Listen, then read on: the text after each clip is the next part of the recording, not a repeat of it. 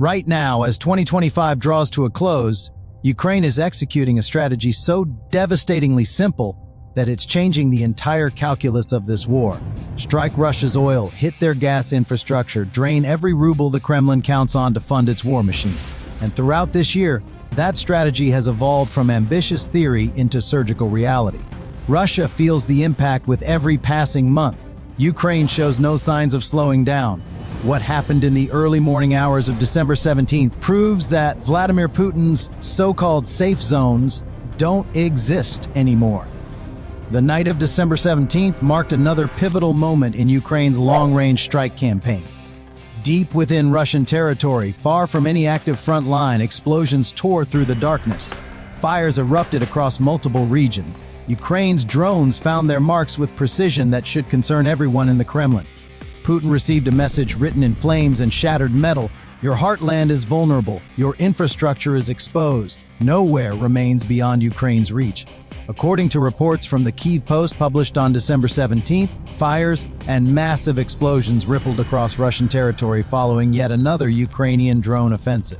Multiple cities became targets that night. Two locations stood out as particularly significant: Slavyansk on Kuban and a residential area near Yeisk, both situated in Krasnodar Krai.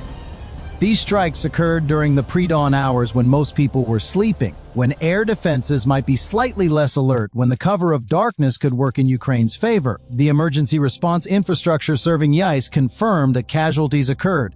At least 2 individuals sustained injuries from the attack. 5 residential structures suffered damage. Russian officials attributed this destruction to falling drone debris, a claim they make so frequently it's become almost reflexive. Interestingly, no fatalities were reported from these particular incidents. But here's what matters. Causing civilian casualties was never Ukraine's objective that night. Russia's energy sector, specifically its oil refining and storage capabilities, represented Ukraine's actual targets. And when we examine the evidence, it becomes clear that Ukraine achieved exactly what it set out to accomplish.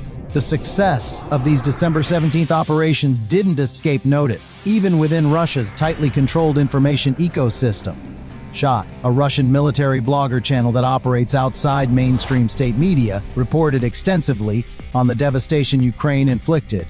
Drawing on testimonies from local civilians, Shot published detailed accounts on Telegram describing just how comprehensive Ukraine's assault on the Slavyansk district really was. What did these eyewitnesses report? The attack stretched across at least 3 full hours. Residents counted a minimum of 18 separate explosions echoing through their neighborhoods. Following this sustained bombardment, a significant fire ignited in Slavyansk on Kuban itself. The channel also relayed claims from Russia's Ministry of Defense, which stated that the country's air defense forces successfully destroyed 94 Ukrainian drones during this December 17th operation. According to these official Russian sources, the only damage sustained was minor disruption to the Slavyansk electrical grid. So if we believe Russia's version of events, Ukraine's drone assault failed to achieve meaningful results. As happens so consistently with Russian military communications, the truth appears considerably different from official statements. Multiple reports emerging from the locations Ukraine targeted tell a story that contradicts the Kremlin's narrative. These accounts confirm that Ukrainian drones scored direct hits on several critical facilities, including at least one major Russian oil refinery that just happens to be located in the Slavyansk district where drone activity was observed and recorded. Want to know what really happened beyond the propaganda? Countering Russia's efforts to minimize and conceal the true extent of damage in Slavyansk, Ukraine's general staff published their own detailed assessment on Telegram. Far from being an attack that merely injured a handful of civilians and broke some apartment windows with falling debris, Ukraine's operation targeted one of the largest oil refineries operating anywhere in Russia. The general staff's statement was clear and specific. On the night of December 17, 2025, units of the defense forces used deep strike weapons to strike the infrastructure of the Slavyansk oil refinery in the city of Slavyansk on Kuban in the Krasnodar region of Russia. The statement continued with crucial details. Explosions and a fire were also reported in the target area. The extent of damage to the facility is being assessed. That final sentence reveals an important limitation. At the time of the statement, nobody could definitively confirm whether the Slavyansk refinery had been knocked completely offline by Ukraine's drone swarm. However, the general staff didn't just make empty claims. They accompanied their post with photographic evidence showing that particular refinery engulfed in flames, proving that Russia suffered far more than superficial damage from scattered drone fragments during those early December 17th hours. Additional confirmation of the scale and effectiveness of Ukraine's drone offensive came from the Xilanova Plus Telegram channel. This channel shared two separate videos alongside a simple but revealing caption. Slavyansk on Kuban. Locals report that the oil refinery is actually on fire. Both videos corroborate that statement with visual evidence. The first video, though lasting barely 2 seconds, captures the brilliant glow of a massive blaze filmed from what looks like an agricultural field positioned outside the Slavyansk oil refinery complex. The second video runs slightly longer at 29 seconds and includes the unmistakable sounds of Russian air defense artillery firing repeatedly in the background. Toward the conclusion of that second video, viewers witness a tremendous explosion. The footage doesn't show the resulting fire from that specific detonation, but when you connect the evidence logically, the pattern becomes obvious. The attack captured in the second video directly caused the inferno visible at the Slavyansk oil refinery in both the first video and the photograph released by Ukraine's general staff. If we accept that the refinery sustained serious damage from Ukraine's strike, and the evidence strongly supports this conclusion, then this represents yet another devastating blow delivered to Russia's oil refining infrastructure. The Kyiv Independent's coverage of Ukraine's December 17th attack provides context about the facility's significance. A Slavyansk oil refinery processes approximately 5.2 million tons of crude oil every single year. The fuel and various petroleum products manufactured at this facility directly supply Russian occupation forces operating inside Ukraine. So every barrel of oil that doesn't get processed at Slavyansk means less fuel available for Russian military vehicles, aircraft, and logistics operations. New Skies reporting on this overnight strike revealed that the refinery might be even more strategically important than initial estimates suggested. That outlet claims the facility's actual capacity reaches 6.25 million tons annually, a full million tons beyond what the Kyiv Independent reported. Furthermore, this refinery functions as one of the key nodes of the fuel infrastructure of southern Russia. It accounts for approximately 2% of Russia's entire oil refining capability. Gasoline for vehicles, diesel for tanks and trucks, aviation fuel for helicopters and jets. The Russian military depends on all these products, and Slavyansk manufactures all of them. Ukraine has identified this dependency and targeted the facility repeatedly as a direct result.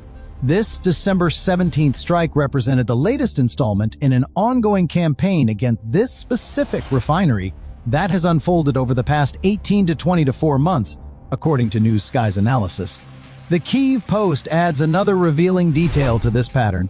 Ukraine successfully hit the Slavyansk oil refinery twice already during the second half of 2025, with documented attacks occurring on both August 13th and November 30th. Ukraine's military planners are hoping this most recent strike proves sufficient to shut the refinery down for an extended operational period. However, definitive confirmation won't come until the smoke clears, damage assessment teams complete their work, and the full scale of destruction can be properly evaluated. Landing a blow against another refinery would already qualify as an excellent night for Ukraine's drone operators, but the country had additional targets identified for its long-range weapons, as the Saratov region also found itself in the crosshairs. At least 10 separate explosions reverberated across the cities of Saratov and Engels during the same night as the refinery attack. Though neither Russian nor Ukrainian official sources have released reports confirming damage or casualties in these locations, the strategic logic behind targeting these two regions is immediately apparent. Saratov hosts another significant oil refinery, as the Kyiv Post's reporting highlights.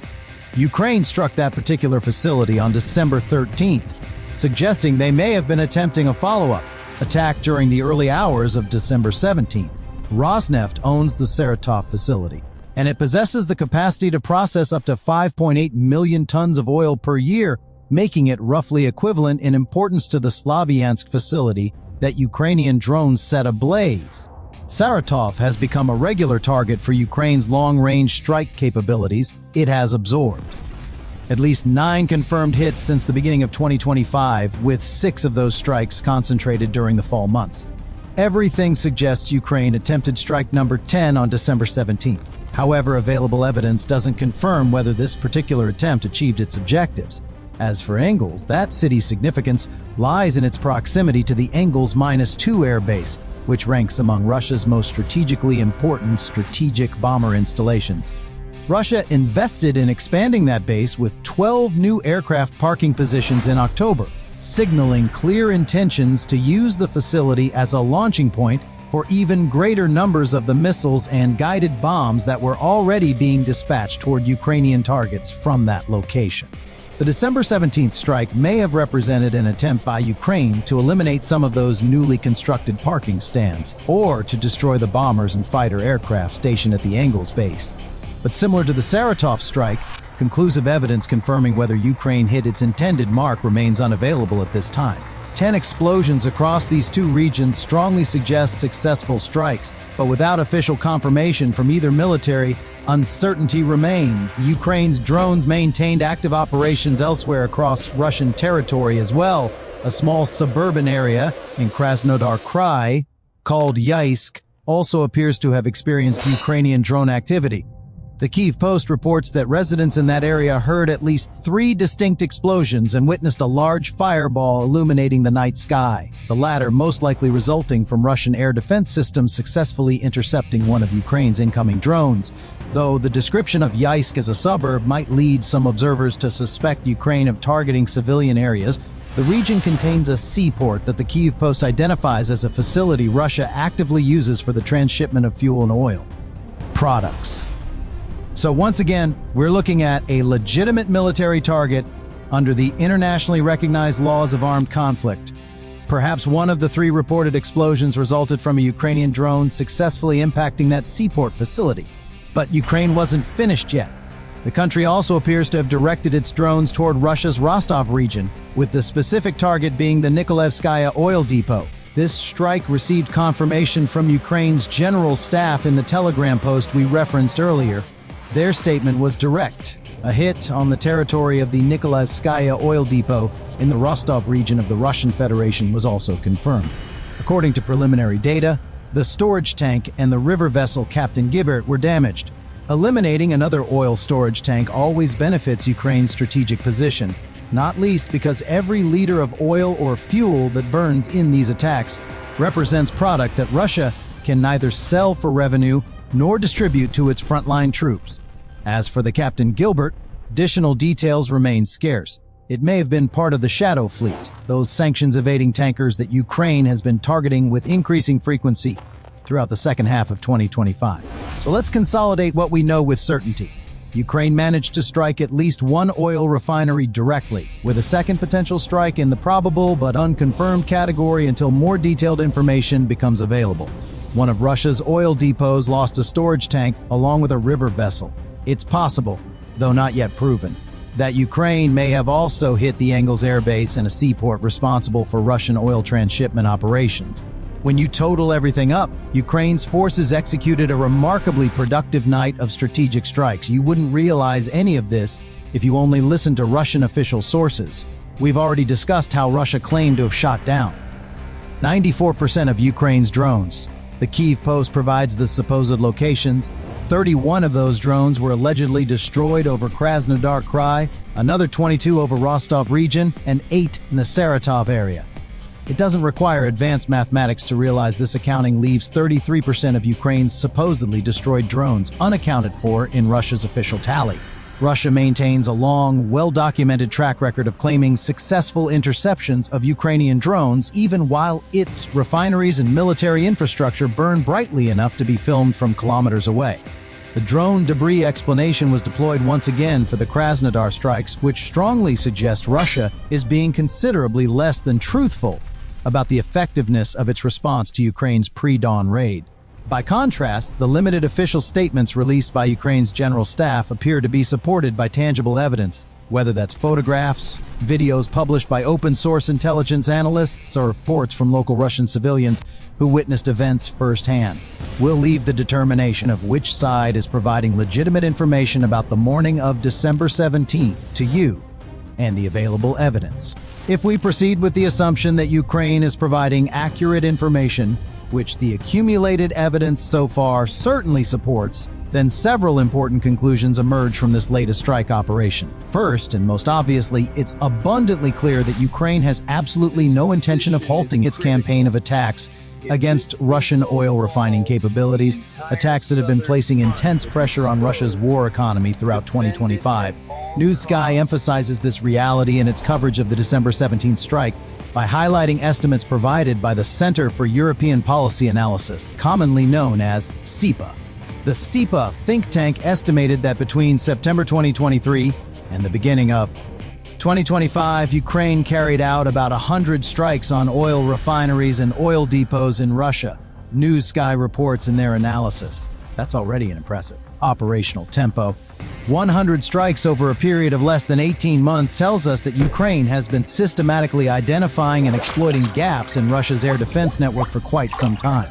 However, these numbers don't even account for the dramatic intensification of Ukraine's refinery strike campaign throughout 2025. Whatever records Ukraine might have established for refinery attacks before this year have been completely shattered.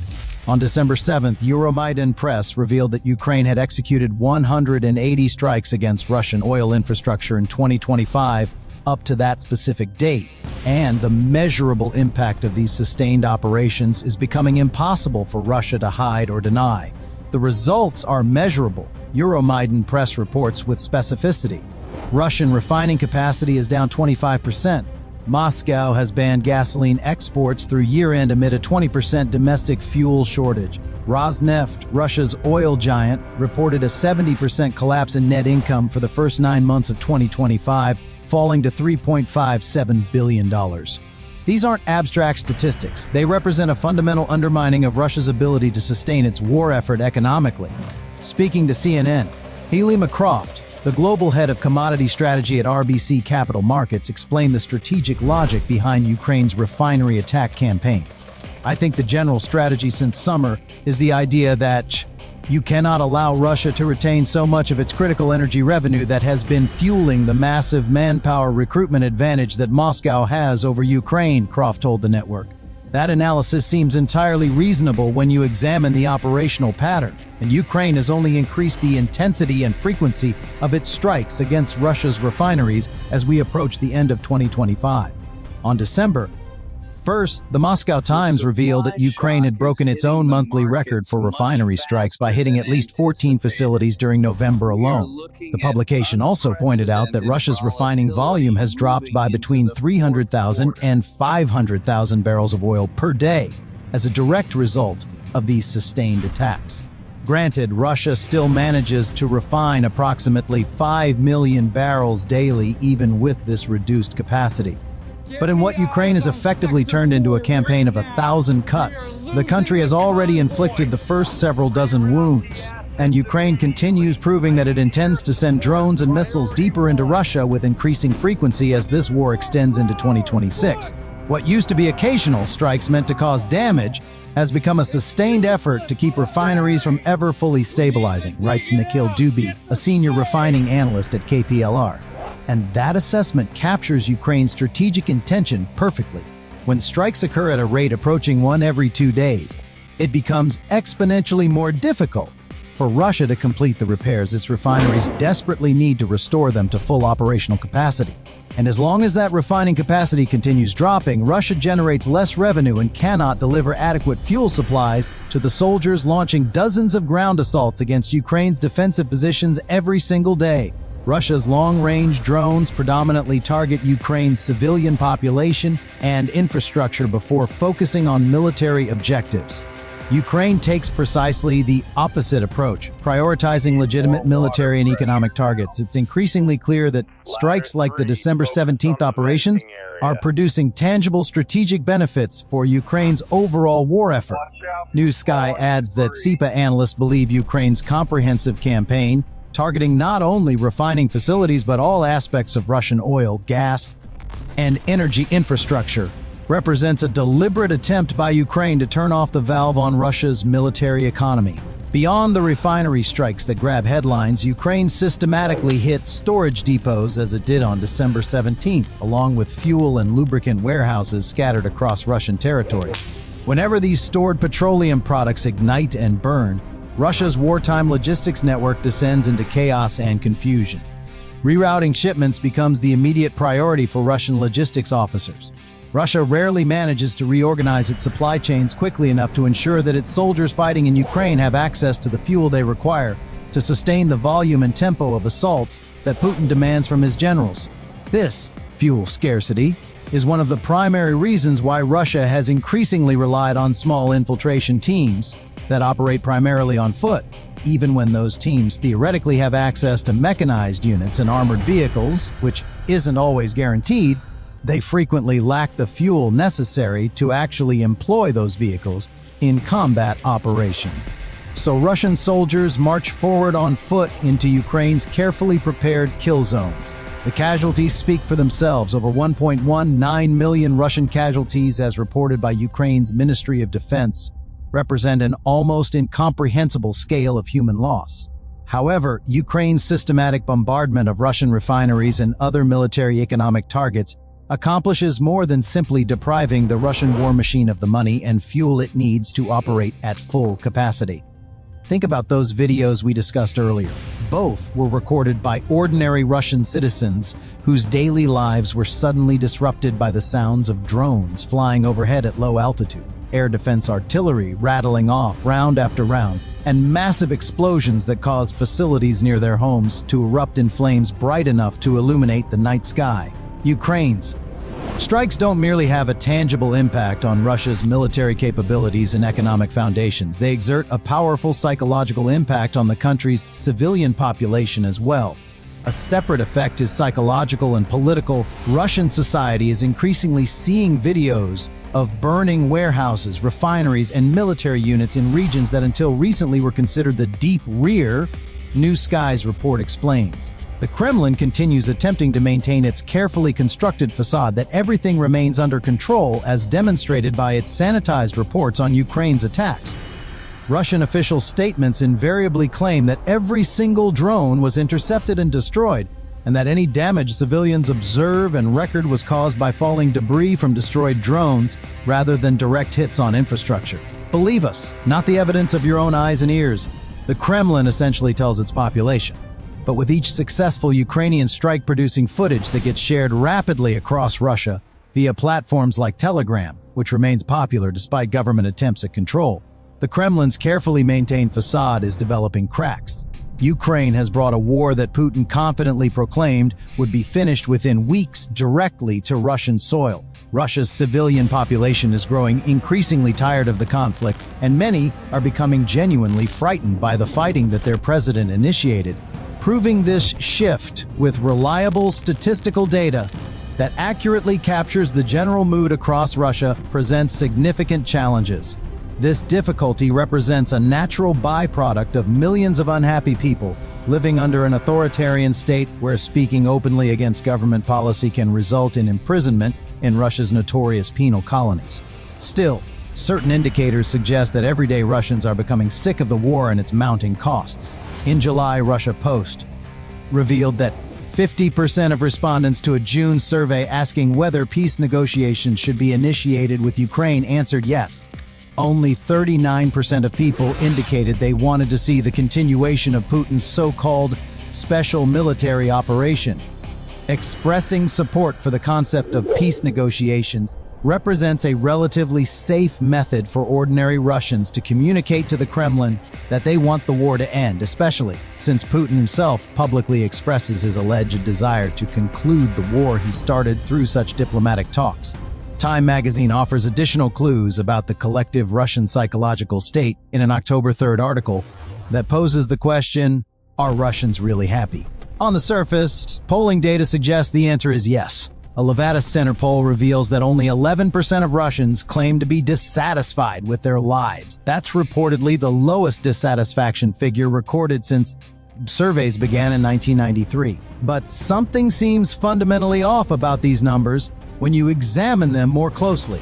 These legions of supposedly contented Russians appear to be surviving on an ever-growing supply of antidepressant medications, as Time's investigation reveals. To bear the long years of authoritarian rule, it seems, Russians have actively turned to antidepressants. The magazine reports with stark clarity. Sales of the anti-fear pills have been brisk. 13 million packets in 2022, 15 million packets in 2023, 16 million in 2024. In the first half of 2025, it is already over 9 million. If those sales figures maintain their current trajectory, that will mean approximately 18 million antidepressant packets sold by the end of this year, representing a 2 million packet increase over 2024's already elevated sales figures. Are Russians genuinely happy with their current situation? Perhaps not nearly as much as they claim in surveys where their names might be recorded, where expressing genuine dissatisfaction could have consequences, and that's precisely the psychological state that Ukraine wants to cultivate within the Russian population. Unhappy, anxious Russians create pressure on Putin's government from within. When deteriorating military performance on the battlefield, burning refineries visible from residential neighborhoods, and an ever-weakening ruble compound that internal pressure, Ukraine may discover a path to victory that doesn't require destroying every single Russian soldier who crosses into its territory.